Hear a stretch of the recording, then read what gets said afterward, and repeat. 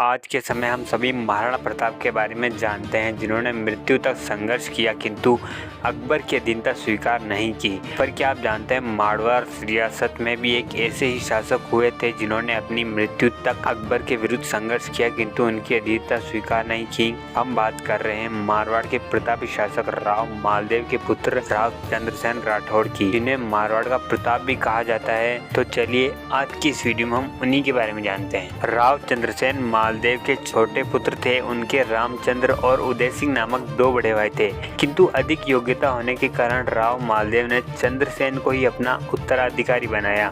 वह सन 1562 ईस्वी में मालदेव की मृत्यु के पश्चात चंद्रसेन मारवाड़ के राजा बने, किंतु इसके बाद उनके दोनों भाइयों ने उनके विरुद्ध विद्रोह कर दिया। तत्पश्चात चंद्रसेन व उदय सिंह के बीच लोहावत में युद्ध हुआ, जिसमें चंद्रसेन विजय रहे। के एक वर्ष बाद 1563 ईस्वी में रामचंद्र व चंद्रसेन के बीच युद्ध हुआ, जिसमें रामचंद्र हार गया, किंतु इन आंतरिक कलहों के कारण मारवाड़ रियासत कमजोर पड़ गई।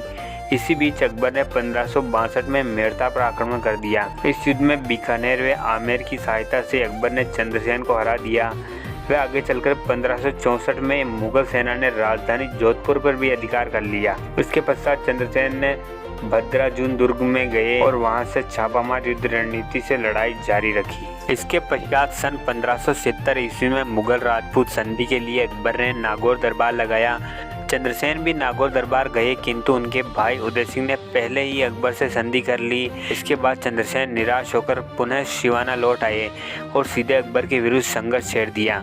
इसी संघर्ष के दौरान उन्हें अपना सैन्य खर्च चलाने के लिए अपने कई किले और विरासतें भी बेचनी पड़ी। आगे चलकर सन 1575 से 76 में अकबर ने भारी ताकत से चंद्रसेन पर आक्रमण किया।